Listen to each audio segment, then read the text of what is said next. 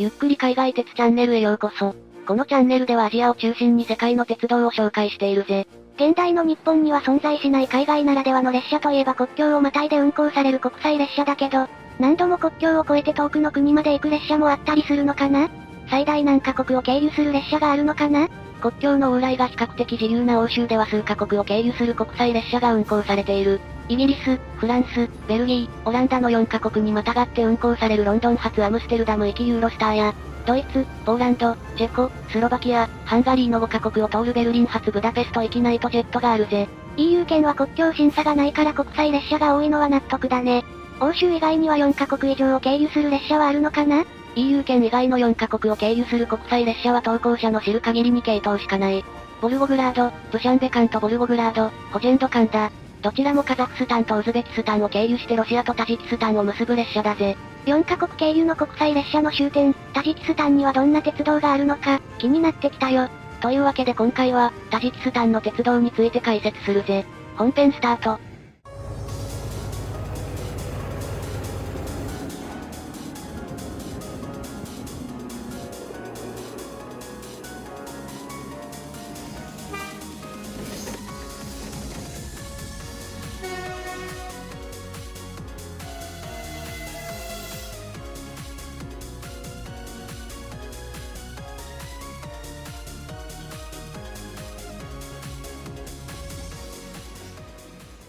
まずはタジキスタンという国について簡単に解説するぜ。タジキスタンは中央アジアの内陸国で、ウズベキスタン、キルギス、中国、アフガニスタンと隣接している。面積は日本の約 40%。国土は山がちで、東半分には標高5000メートルのパミール高原が広がる。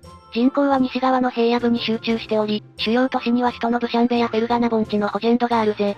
タジキスタンの言語や文化はどんなものなのかな？タジキスタンの主要民族はタジク人。言語はタジク語だ。旧ソ連の国なのでロシア語も話せる人が多い。タジク語はイランのペルシャ語に近縁なインオウ語族の言語で、ジュルク系言語が幅を利かせている中央アジアの中では異彩を放っているぜ。ということは、他の中央アジアの国とは違う独特の文化の国なのかな？意外とそうでもなく、タジキスタンの文化は隣のウズベキスタンとよく似ている。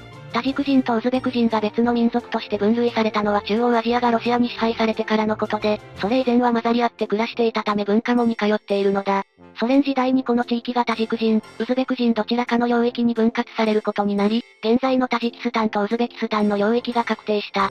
そのため、国境線は地形と一致しない歪な形で、ホジェンド周辺では大部分がウズベキスタン領のフェルガナ盆地に食い込んでいるんだぜ。次はタジキスタンの鉄道路線を見ていこう。鉄道は国土の西側の限られた平野部にしかなく、東半分のパミール高原や国道南北に分けるザラフシャン山脈を通る路線は存在しない。北側、南側ともにウズベキスタンの鉄道と繋がっているぜ。タジキスタンの鉄道路線は南北で分断されていて中途半端な感じだけど、隣国のウズベキスタンとの結びつきは強いんだね。タジキスタンの鉄道は主にソ連時代に建設された。当時は中央アジア全体が実質同じ国で、現在の国境は県境のような扱いだった。そのため、鉄道はタジキスタン国内で完結するようにはできていないんだぜ。ソ連といえば鉄道の電化に熱心だったイメージだけど、タジキスタンの鉄道は電化されているのかな？全く電化されていないぜ。タジキスタンはソ連の中でも辺境に位置しているので、交通インフラの整備は遅れていたようだ。また、複線区間は存在せず、保線状況もあまり良いものではない。タジキスタンは現在でも旧ソ連の最貧国と言われることもある発展途上国で、交通インフラは貧弱なのだ。ただし、2010年代になってからブシャンベと南部のハトロン州を結ぶ新路線が開通するなど、鉄道網を拡大させる動きもあるぜ。列車はどのくらいの本数が運行されているのかな？タジキスタン鉄道は4系統の国際列車を運行している。また、国内のみの列車もある。数が少ないので全旅客列車を紹介するぜ。まずは国内で完結する列車を見ていこう。6373、6374列車はブシャンベ、パフターバード間で運行される鈍行列車だ。早朝にパフターバード発ブシャンベ行き、夕方にブシャンベ発パフターバード行きがあり、毎日運行される。所要時間は2時間半ほど。この1往復がタジキスタンで毎日運行される唯一の旅客列車だぜ。他の列車は毎日あるとは限らないの？そうだぜ。タジキスタンは旅客列車の本数が非常に少なく、各方面週1本がデフォだぜ。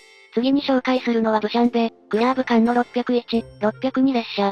2000年代になってから建設された新線を経由して、首都ブシャンベとラフモン大統領の出身地クリャーブを結ぶ鈍行列車だ。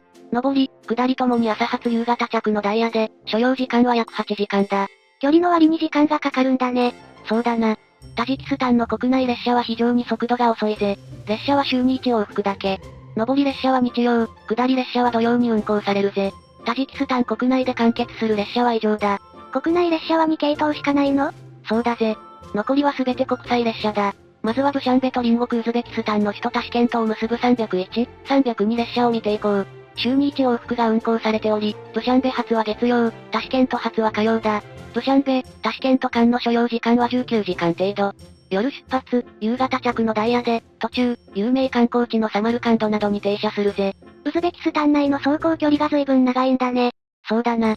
タジキスタン国内の走行距離はわずかであるにもかかわらず、全列車がタジキスタンの客車で運行されている。この列車が運行を開始したのは2022年と最近のことだ。タジキスタン鉄道にとってのフラッグシップ列車であるらしく、比較的新しい客車が運用に入る。しかし、ブシャンベとタシケントを結ぶ鉄道のルートは遠回りなため、自動車と比べてあまりに時間がかかるのが難点だぜ。ブシャンベ、サマルカンド間なら一晩で移動できるから、利用する価値はありそうだね。次はロシアまで足を伸ばす国際列車を見ていこう。冒頭で紹介した4カ国経由の国際列車だね。タジキスタン、ロシア間の国際列車は3列車がある。まずはブシャンベ方面の列車。ブシャンベ、ボルゴグラード間の329、330列車と、国内の運行区間が延長されたクリャーブ、ボルゴグラード間の319、320列車がある。それぞれ週に1往復運行され、ブシャンベ、ボルゴグラード間の筋は共通だ。ウズベキスタンではカルシ、ブハラ、ヌクス、カザフスタンではベイネウ、アティラウなどを経由する。終点のボルゴグラードは交通の要衝で、列車を乗り継げばモスクワやサンクトペテルブルクなどのロシアの大都市に向かうことが可能だ。所要時間はブシャンベ、ボルゴグラード間で2日半、クリャーブ、ボルゴグラード間で丸3日ほど。クリャーブ、ボルゴグラード間は3060キロと相当な長距離列車だぜ。サンライズ出雲の3倍以上の走行距離だね。ちなみに、コロナ以前にはボルゴグラードよりさらに先のモスクワまで走行する列車も存在した。コロナ後にタジキスタン、ロシア間国際列車が復活した際にボルゴグラード止まりになってしまったようだぜ。モスクワまでの所要時間は4日近くになりそうだね。最後に、ホジェンド発着の列車を見ていこう。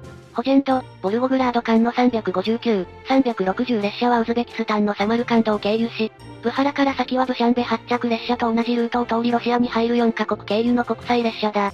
運行頻度は週に1往復。所要時間は2日半だぜ。全体の走行距離に対してタジキスタン国内区間はごくごくわずかだね。走行距離2800キロのうち国内区間はたった30数キロだ。にもかかわらず、車両はやはりタジキスタンの客車が使われている。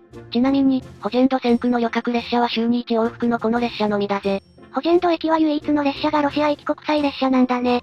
ホジェンド線区は今でこそ孤立した路線だが、かつては中央アジアの幹線の一部だった。2016年にウズベキスタン国内の迂回路線が完成するまではウズベキスタンのフェルガナ方面列車もホジェンドを経由しており、結構列車本数が多かったんだぜ。中央アジア各国では国境を越えずに国内を移動できるように路線の再編が行われているんだね。タジキスタン鉄道の定期旅客列車はこれで全てだ。全部合わせても国内2列車、国際4列車の合計6列車しかないんだね。かつてはウズベキスタンを経由してブシャンベとホジェンド方面を結ぶ列車も存在したようだが、現在は運行されていないぜ。外国を経由して国内の2都市を結ぶとは、面白い列車だね。ところで、タジキスタンの鉄道は国内列車がごく少ない本数しかないのにどうしてロシア行き国際列車を3系統も運行しているのかな？理由はシンプルに需要があるからだな。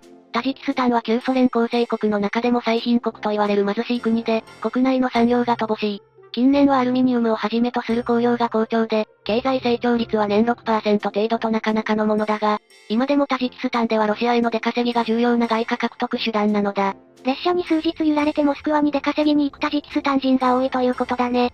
そうだな。タジキスタン、ロシア間の国際列車はいずれも客車重量の長編成だ。ちなみにブシャンベ、ボルゴグラード間の片道の最安運賃は約2万5000円。国際列車はやや運賃が高いのだが、飛行機に比べればリーズナブルだぜ。次はタジキスタン鉄道の車両を紹介するぜ。ソ連の鉄道がルーツのタジキスタン鉄道では、ソ連時代に製造された車両が今でも現役だ。一方、独立後にロシアなどから購入した車両も存在する。タジキスタンの鉄道は非電化のため、旅客列車はすべて、ディーゼル機関車が客車を牽引する客車列車だ。過去にはエストニアから譲渡された DR1 機動車が、ブシャンベ、バフターバード間で運行されていたが、2025年時点では客車列車に置き換えられているぜ。ディーゼル機関車にはどんな形式があるのかな？ TE33A はタジキスタン最新の機関車だ。2012年に4両が導入された。米国のジェネラルエレクトリックが機関線520ミリ用に設計した車両で、組み立て地はカザフスタンだ。ブシャンベ、ホジェンドの両セクターで見られ、主に国際旅客列車、貨物列車を牽引するぜ。モンゴルでも同じ車両が走っているよね。そうだな。カザフスタン、キルギス、モンゴルなどにも輸出されているぜ。次は、TE10。ソ連の鉄道を代表するディーゼル機関車だ。タジキスタンでは2両1ユニットの 2TE10V や、出力強化型の 2TE116 が見られる。ともに1970年代のソ連ウクライナ、ルハンシク製だ。取材時にクラーブ方面の列車を牽引していた 2TE116 はライト位置がやや高い初期型で、1971から72年製だぜ。なかなかの骨董品だね。数年前まではソ連時代と変わらない能力の塗装だったが、2025年現在は多くの機関車がタジキスタン国旗と同じ赤、白、緑の塗装に変更されているぜ。TEM18DM はロシア製の入れ替え用機関車だ。2013年に3両導入されたようだ。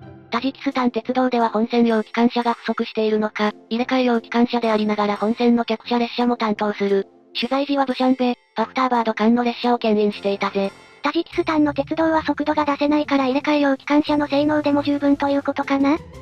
次は客車の形式を見ていこう。タジキスタンの客車は能力とクリーム色帯の東側伝統のカラーリングで統一されている。また、車両の中央にはタジキスタンの国章が掲げられている。国章は国際列車として他国に乗り入れる機会がある中央アジア各国の客車では標準装備だぜ。客車の外見はソ連時代そのままという感じだね。実際、タジキスタンの客車の大部分はおそらくソ連崩壊以前に製造されたものだ。旧型客車はビードの数が違う2タイプがある。両タイプともに旧ソ連構成国では一般的な形式で、東ドイツのアメンドルフ製、ソ連ロシアのトベリ工場製と思われる。東側世界の標準車両だね。ちなみに、車両中央の国章はゴールド一色のタイプ、原色タイプの2種類があるぜ。車内はこんな感じ。内装もソ連時代からほとんど変わっていないようだぜ。なかなかのボロさだね。ソ連崩壊後に登場した比較的新しい客車も存在する。ウィキペディアによれば2012年に購入された客車とのことだ。旧型客車と同じ塗装だが、車両の状態が良く窓枠がアルミサッシなので区別は容易だ。車内はこんな感じ。新しい車両なだけあって比較的綺麗な状態を保っている。新型車両は主にブシャンベ、タシケント間国際列車の運用に入るぜ。他の国と違って新型客車も東側伝統色なのがいいね。ただし、国章はステッカーであり、旧型客車の重厚な金属板と比べると安っぽいぜ。次はタジキスタンの鉄道の乗り方について見ていこう。まずは国内で完結する列車。ブシャンベ、バフターバード間とブシャンベ、クラーブ間の2列車は車内で運賃の回収が行われるので事前の切符購入は不要だ。ホームに入る際にも切符の提示は不要だぜ。列車に乗ってから切符を買えばいいんだね。一方の国際列車は事前の切符購入が必要だ。現在のところオンラインで切符を購入する手段はなく、直接駅の窓口で買う必要があるぜ。タジキスタンの鉄道はネットで予約できないんだね。その代わり、紙の切符はなぜか100系新幹線が描かれた面白いデザインで一見の価値ありだ。ちなみに、チケットを購入可能なサイトはないものの、タジキスタンの列車を検索できるサイトはある。ロシアの旅行サイト、ツプを使えばタジキスタン発着国際列車の各駅の発着時間や停車時間を知ることができるので、旅行の計画を立てる際には便利だぜ。タジキスタンの旅客サービスには4人用個室寝台のクペイと開放寝台座席のプラッツカルタがある。国際列車やクラーブ駅国内列車は食堂車が連結されていることもあるが、時期やタイミングによる。食堂車がない場合でもサモワールで入れた紅茶を各車両の乗務員から購入できるぜ。陶器のポットとカップで提供されるんだね。最後に、タジキスタンの鉄道の未来について見ていこう。タジキスタンは旧ソ連構成国で、現在でも国際列車が週3本運行されるほどロシアとの縁が深い。しかし、近年は大きな隣国、中国の影響力が拡大している。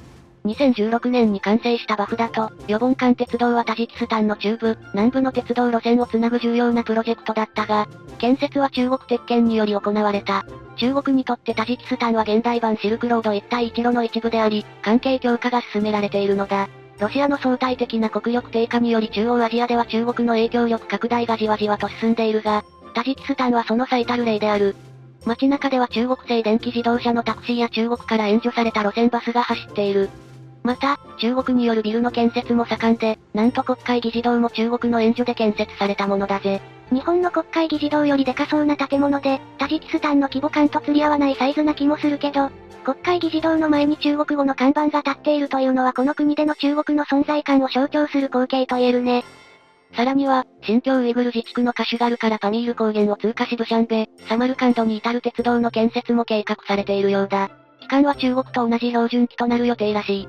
標高5000メートルのパミール高原を通過する鉄道の建設は困難が予想されるが、もし完成すれば、タジキスタンはラオスのように、中国の鉄道路線網に組み込まれることになるだろう。タジキスタンでは韓国の援助による鉄道建設も予定されている。アフガニスタン国境に至る50キロの延伸区間は韓国の援助により建設される予定で、3年程度で完成予定とのことだ。旅客列車の本数だけを見ればタジキスタンの鉄道は完全にオワコン化したかのように見えるけれど、中継貿易国としての将来を見据えて着実に路線を拡大しているんだね。ソ連の雰囲気が色濃く残る、中央アジアの秘境タジキスタンの鉄道。興味が湧いた人はぜひ乗ってみてほしいぜ。ご意見ご感想をお待ちしております。高評価とチャンネル登録もよろしくね。それでは、ご視聴ありがとうございました。